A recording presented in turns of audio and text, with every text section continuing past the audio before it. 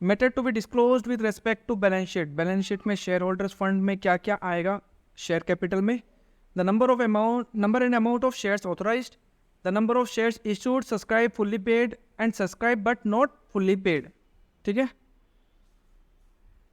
Par value of shares जो लिखता है ना @ 10 रुपीज पर शेयर, वो for the period of 5 years immediately preceding the date as at which the balance sheet is prepared, aggregate number and class of shares allotted as fully paid up in pursuant to contract without payment being received in cash, aggregate number of class of shares as fully paid up by way of bonus shares और aggregate number of class of shares brought back, ये तीनों चीज़ आ जाएगा, ठीक है, कि कितना हम लोग शेयर्स इशू किया और पैसा लिया, कितना बाईबैक किया है और कितना बोनस शेयर इशू करके शेयर्स में आया है, ठीक है, कितना कॉल्स अनपेड रहा और कितना फॉरफिटेड शेयर्स रहा, ये आ जाएगा शेयर कैपिटल में, ठीक है। रिजर्व एंड सरप्लस में देखो क्या क्या आएगा, capital reserve, capital redemption reserve, securities premium, debenture redemption reserve, revaluation reserve, shares option outstanding account, other reserves और सरप्लस प्रॉफिट एंड लॉस का। सब में तो रिजर्व ही आ रहा है, तो रिजर्व में आएगा, देखो कैपिटल के साथ रिजर्व आ रहा है, यहाँ पे भी रिजर्व आ रहा है, सिक्योरिटीज प्रीमियम रिजर्व लिखता है, यहाँ पे भी रिजर्व है, यहाँ पे भी रिजर्व है, ये सब कहाँ आएगा, रिजर्व एंड सरप्लस में आ जाएगा। शेयर वारंट में भी इशूड टू प्रोमोटर्स और अदर्स बाय कंपनी,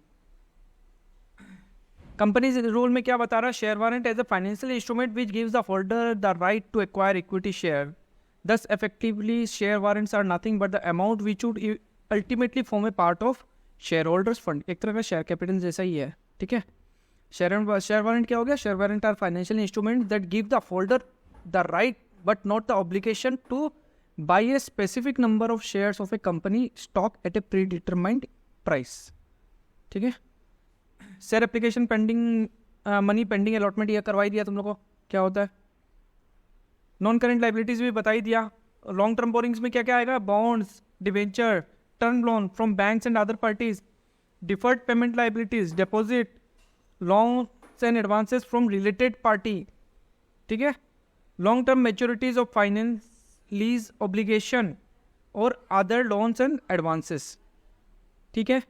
जो ये सब में नहीं आ रहा तो बाकी यहाँ पे आ गया, कुछ अलग नेचर का होगा तो।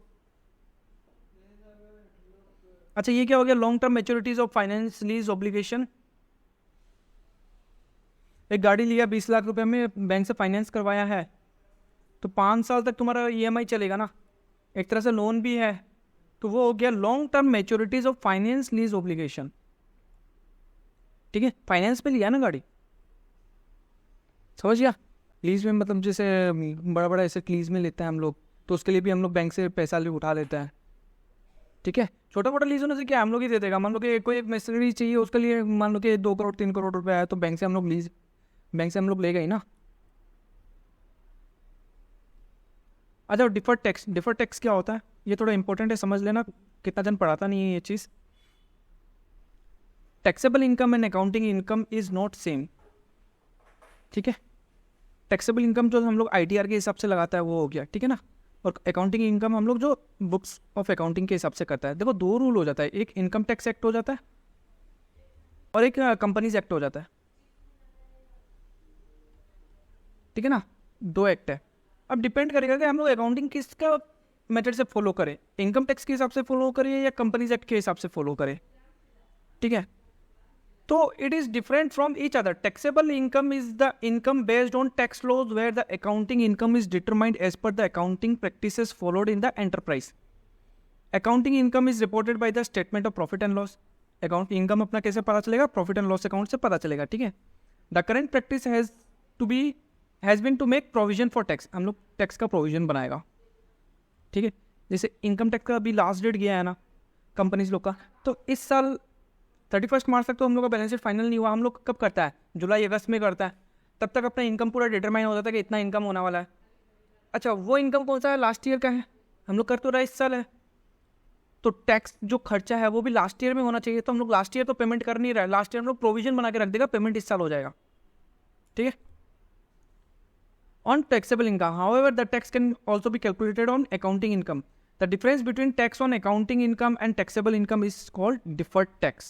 ठीक है, There are many reasons for difference between accounting income and taxable income, and one of them is the rate of depreciation allowed on asset. The rate of depreciation as per income tax laws on certain asset may be different from Companies Act. Slab of depreciation for some asset, ये books में नहीं है, ठीक है, ये हम अपना डाला है. इनकम टैक्स के हिसाब से बिल्डिंग पे डिप्रिसिएशन लगना चाहिए 5%, बट अकाउंटिंग प्रैक्टिस के हिसाब से कितना है 4.87 है, ठीक है. प्लांट एंड मशीनरी पे कितना होना चाहिए 15%, बट अकाउंटिंग प्रैक्टिस में क्या होना चाहिए 18.10%. फर्नीचर में 10%, वहीं पे अकाउंटिंग प्रैक्टिस के हिसाब से 25.89%, ठीक है. A change of rate in depreciation में led to in change in profit between this two. हम लोग अगर ये मेथड फॉलो करेगा तो अपना खर्चा ज़्यादा बढ़ गया डिप्रिसिएशन का. जैसे यहाँ पे 5% है, यहाँ पे 4.87, तो अगर 5% के हिसाब से लेगा तो हम लोग खर्चा डिप्रिसिएशन में ज़्यादा लिया, बट कंपनी सेट के हिसाब से इतना है, ठीक है. तो अपना क्या वहाँ पे इनकम बढ़ी है ना, है कि नहीं, क्योंकि वहाँ पे हम लोग 4.87 के हिसाब से डिप्रिसिएशन लिया, तो वहाँ पे खर्चा कम लिया तो प्रॉफिट वहाँ पे बढ़ गया. यहाँ पे 15% है तो वहाँ पे 18% है, तो यहाँ पे इनकम बढ़ गया तो वहाँ पे क्या हो गया, इनकम कम हो गया, डिफरेंस हो सकता है. तो deferred tax liability, A deferred tax liability comes into existence when the accounting income is more than the taxable income. जो आईटीआर के हिसाब से अपना टैक्सेबल इनकम आ रहा है, बट अकाउंटिंग के हिसाब से अपना ज़्यादा आ रहा है, बट हम लोग इनकम टैक्स के हिसाब से ही तो टैक्स भरेगा, ठीक है.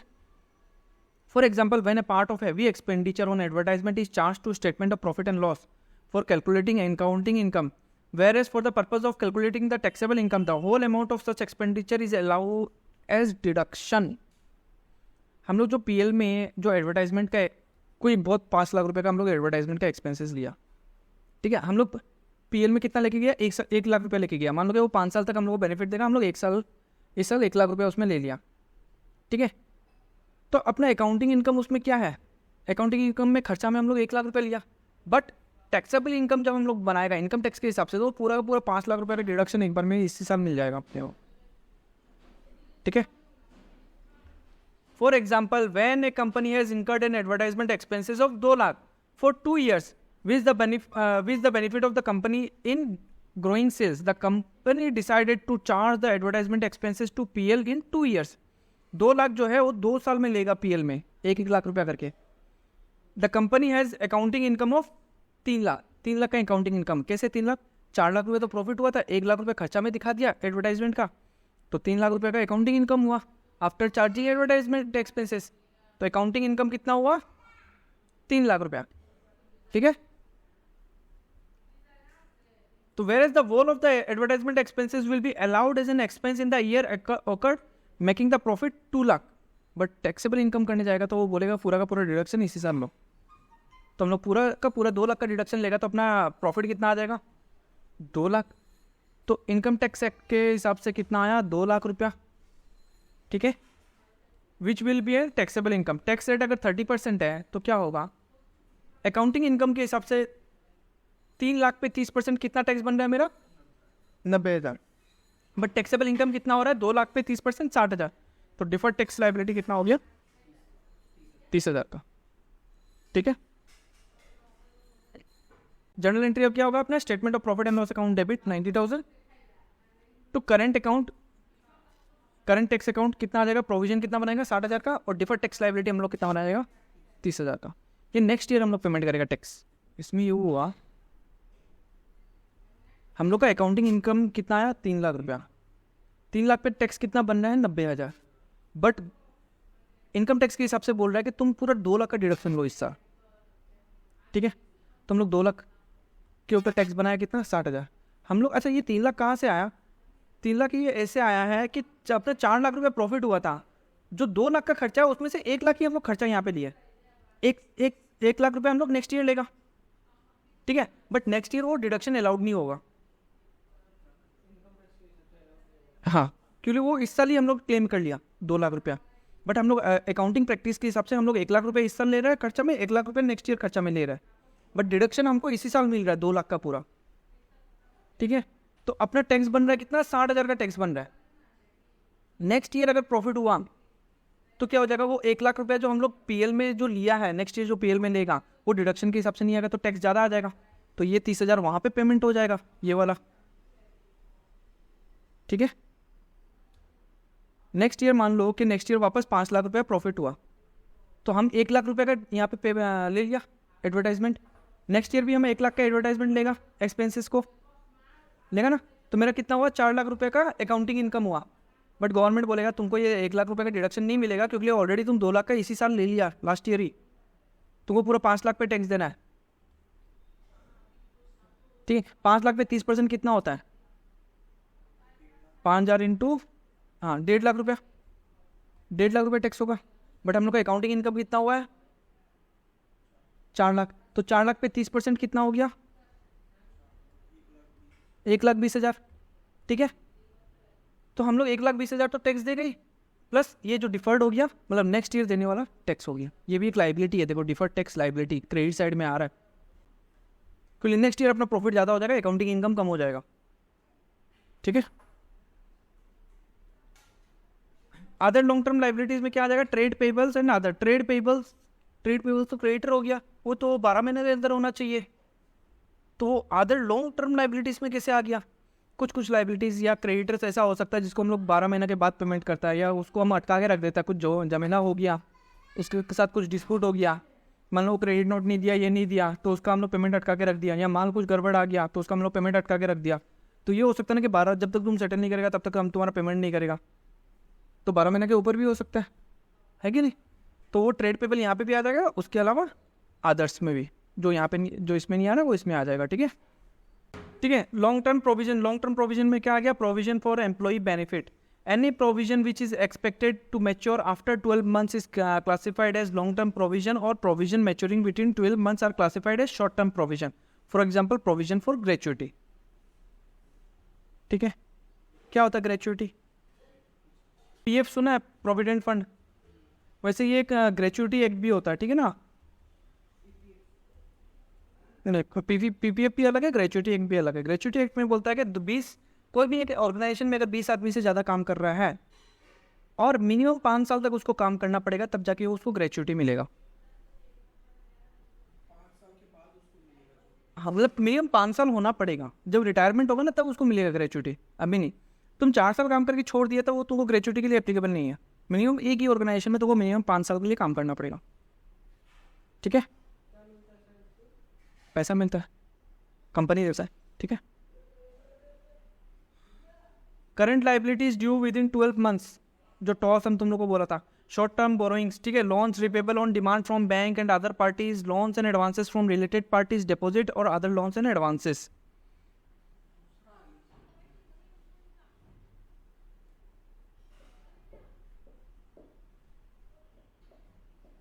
ट्रेड पेबल भी तुम लोग को पता ही है, क्रेडिटर्स हो गया, उसमें भी 2 पार्ट है, total outstanding due to micro enterprises और total outstanding due to other than micro enterprises and small enterprises, ठीक है। आ जाओ, प्रॉपर्टी प्लांट एंड इक्विपमेंट में क्या क्या आएगा, देख लो। Land, building, plant and equipment, furniture, fixture, vehicles, office equipment और अदर्स। इंटेंजिबल एसेट में क्या आएगा, goodwill, brand, trademark, computer software, mastheads and publishing titles, mining rights, copyright, receipts, formulas, models, design, licence and franchisee, others, ठीक है। Capital work in progress में क्या आएगा, fixed asset under construction, एक ही है। Intangible asset under development, it refers to intangible assets which are being developed by the company itself. For example, a pharma company developing a drug formula to eradicate cancer. In case the company believes that a drug formula will soon be approved for human consumption, all the amount of money spent on the cost of creating this drug formula till it gets approval shall be treated as intangible asset under development. समझ गया। जब तक वो final नहीं हो जाता, final product, मतलब देखो कोई भी एक मेडिसिन बनाने के लिए पहले बनता है, फिर ह्यूमन ट्रायल होता है, फिर अप्रूव होता है, तो जब तक अप्रूव नहीं हो जाता ना तब तक इंटेंजिबल एसेट अंडर डेवलपमेंट है, ठीक है। और जब वो बन गया पूरा तब वो इंटेंजिबल एसेट में आ जाएगा। नॉन करंट इन्वेस्टमेंट में क्या आ जाएगा, जो दूसरा कंपनीज में हम लोग इन्वेस्ट करके रखा है, जैसे कि इक्विटी शेयर, दूसरा कंपनी का इक्विटी शेयर लेके रखा है दूसरा कंपनी का, प्रेफरेंस शेयर में, government trust and bonds, debentures में, म्यूचुअल फंड में, पार्टनरशिप फर्म में, या अदर नॉन करंट एसेट्स, ठीक है। Deferred tax asset, A deferred tax asset comes into existence when the accounting income is less than the taxable income. ठीक है. For example, when calculating the accounting income, certain provisions are made for anticipated losses, but tax authorities does not allow such provision to be deducted while calculating taxable income. Rather, they allow such losses to be deducted in the year when it occurs. समझा? हम लोग accounting income में क्या होता है, provision बनाता है ना, प्रोविजन फॉर डेटर, ठीक है ना, तो वो सब चीज़ इनकम टैक्स के हिसाब से तो ठीक है, बट अकाउंटिंग के हिसाब से ठीक है, बट इनकम टैक्स के हिसाब से नहीं होता है, वो अलाउ नहीं करता है. एक्चुअल में वो लॉस हुआ ही नहीं है, तुम उसको प्रॉफिट तो तुम्हारा हुआ ही नहीं ना उसका. अकाउंटिंग इनकम के हिसाब से ठीक है, तुम अकाउंट्स के हिसाब से ठीक ही करेगा कि तुम प्रोविजन बना के रखा है कि तुम्हारा लॉस होने वाला है इस साल, बट इनकम टैक्स ये बोल रहा है तुम्हारा लॉस हुआ तो नहीं है ना, जब लॉस होगा तभी तुम बुक करो. वो लोग का नियम कुछ अलग है, ठीक है. हाँ, तो जब अकाउंटिंग इनकम करता है तो हम लोग प्रोविजन बनाता है, बट वो प्रोविजन क्या है तुम्हारा इनकम टैक्स अथॉरिटीज़ के हिसाब से वो एप्लीकेबल नहीं है. तो the common example is provision for doubtful debt.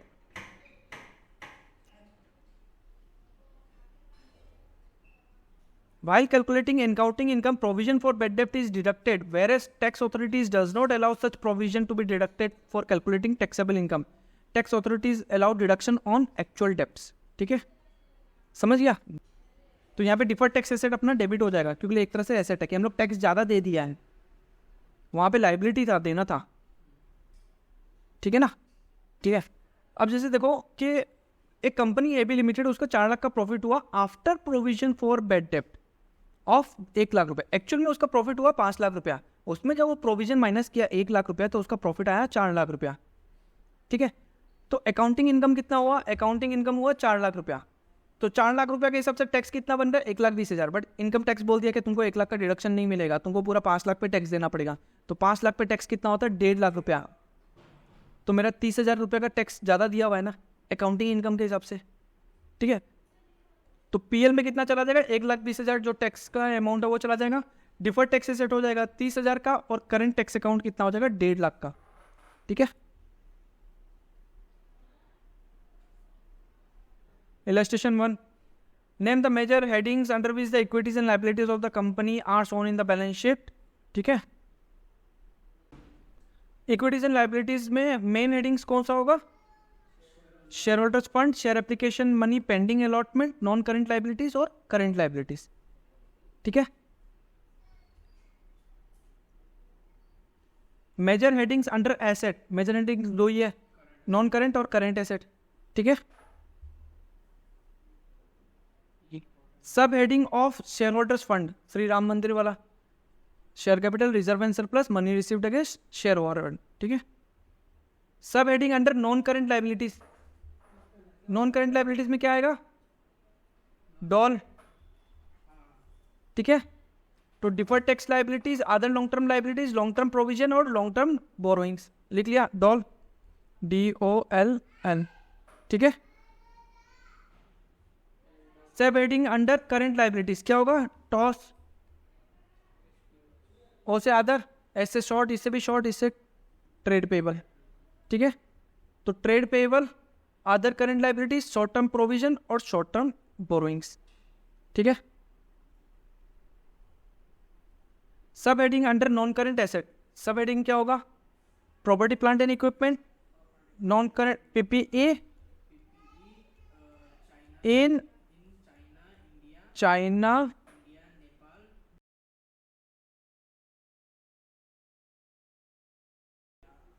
Nepal,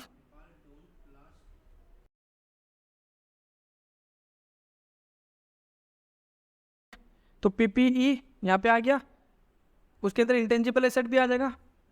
ठीक है, अच्छा ये PPE के अंदर ही वो था ना, कैपिटल वर्क इन प्रोग्रेस भी था, PPE in intangible asset, capital work in progress और इंटेंजिबल एसेट अंडर डेवलपमेंट, ये इसके अंदर ही आ जाता है, प्रॉपर्टी प्लांट एंड इक्विपमेंट के अंदर ही आ जाता है. ठीक है, फिर नॉन करंट इन्वेस्टमेंट नेपाल का, D से डिफर्ड टैक्स एसेट, L से long term loans and advances, O से अदर नॉन करंट एसेट. ठीक है,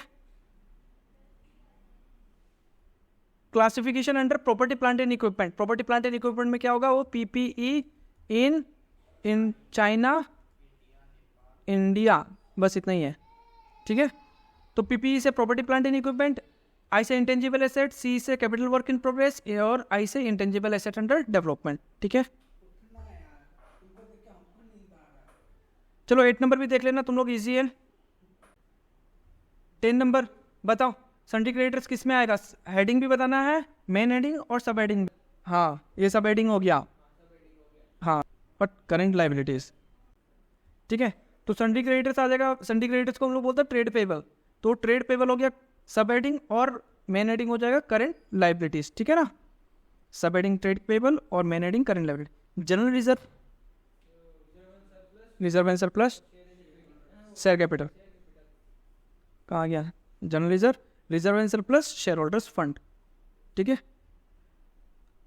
आउटस्टैंडिंग सैलरीज, ये सब ना अदर लाइबिलिटीज और अदर करंट लाइबिलिटीज। हाँ, तो अदर करंट लाइबिलिटीज और वो करंट लाइबिलिटीज के अंदर आ गया। Sundry debtors, trade receivable, current asset. ठीक है, trade receivable, current asset. Long term investment, invest किया हम लोग। नॉन करंट इन्वेस्टमेंट, इन्वेस्टमेंट सब हेडिंग, नॉन करंट इन्वेस्टमेंट बोलता है, लॉन्ग टर्म नहीं होता उसमें। Non current asset. ठीक है, मेन हेडिंग। बिल्स पेबल, ये भी सन्ड्री क्रेडिटर्स के बराबर ही है, तो ट्रेड पेबल, करंट लायबिलिटीज। ठीक है, 11 number work in progress. Work in progress कहाँ आएगा? Inventories, current asset. ठीक है, लाइफ स्टॉक, हाँ, property plant and equipment, non current asset. क्या हो गया लाइफ स्टॉक? क्या हो जाता है? एग्जाम्पल तुम लोगों को कितने बार बता दिया लाइफ स्टॉक के बारे में? बोले तुम लोगों को बोला था ना लाइफ स्टॉक के बारे में, एलिफेंट, हॉर्सेस, वो सब लाइफ स्टॉक हो गया। बोला नहीं था? आजकल आदमी लोग 1-1 करोड़ का घोड़ा खरीदता है, तो वो लाइफ स्टॉक नहीं हो गया? उसको बेचने के लिए थोड़ी ना लेके आया था, घर पे पालने के लिए लेके आया है ना। ठीक है, फिर बिल्स रिसीवेबल, ये डेटर्स के बराबर ही हो गया, तो ट्रेड रिसीवेबल करंट एसेट हो गया। अनक्लेम्ड डिविडेंड, अनक्लेम्ड डिविडेंड क्या हो गया? Current liabilities, other current liabilities, current liabilities. PL कहाँ आएगा? पीएल तो हम लोग को पता ही है, reserve and surplus, negative balance, share holders fund, loss है। ठीक है ना, डेबिट बैलेंस बोल दिया ना, तो रिजर्व एंड सरप्लस में माइनस में लिखिएगा और शेयर होल्डर्स फंड के अंदर आएगा वो। चलो 12 नंबर देखो तुम लोग बुक से, निकालो बुक, निकालो। 12 नंबर देखो और 13 नंबर भी देखो, 14 भी देखो, 15 भी देखो।